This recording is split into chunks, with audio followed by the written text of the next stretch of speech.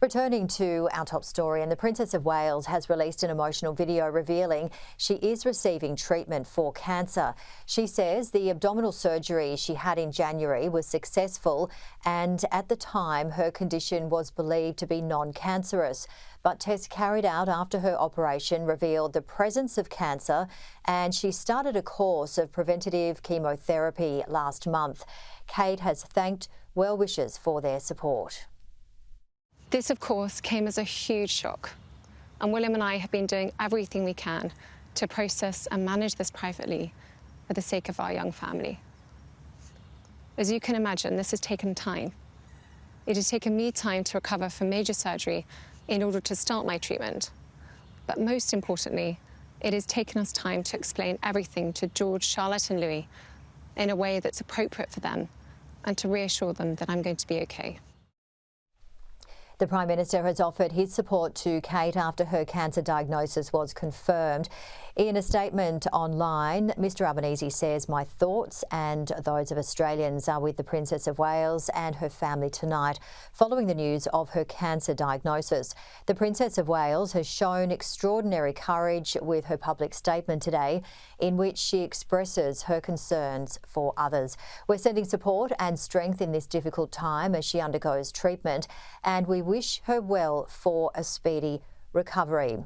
Well, joining me live is Todd Harper, the CEO of Cancer Victoria. Todd, thank you so much for joining us. Certainly, Princess Catherine gave a powerful message. What did you make of her speech? I thought it was very powerful, as you said, Janie. What I was really struck by was the closing statement that she made. Remember to all cancer patients that you are not alone. And I think that's a really powerful message. What we hear from many people diagnosed with cancer, their carers, their loved ones, is that it can be a very lonely, isolating time. There's so much information to take on board. There are so many considerations. It's a highly emotional time. We can feel very vulnerable at that point in time. So I think it's important to get that message across that there are services that are available. Often there are friends and family who are looking for the opportunity to step forward and lend a hand. So I thought that that was a really powerful message that hopefully many cancer patients can take on board as well. Yeah, well said. And I believe Cancer Victoria developed a campaign for cancer patients to address this issue. Yes, absolutely. In fact, we had used that line that Kate used, not knowing that she was going to use that, of course, but the line was "You are not alone" was part of the campaign.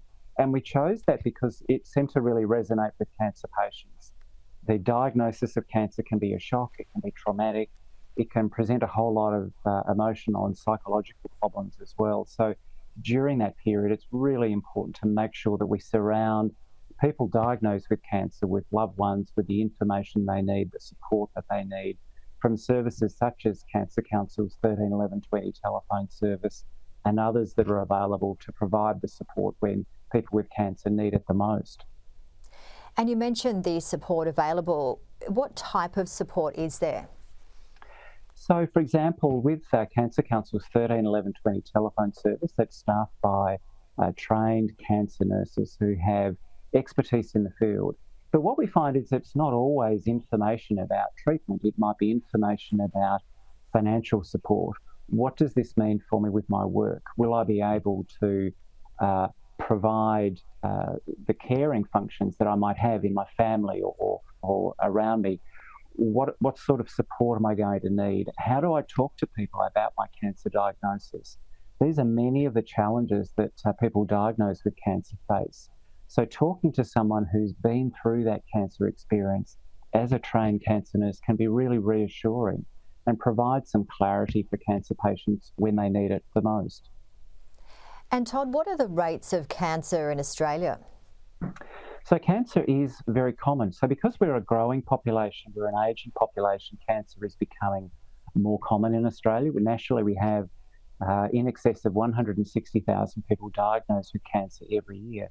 But the good news is, thanks to investment that we've seen over many decades now in cancer research and advances in cancer treatment, better cancer prevention programs, we're actually seeing improved outcomes for survival. So, for example, on average, about 70% now of people are surviving 5 years beyond a cancer diagnosis.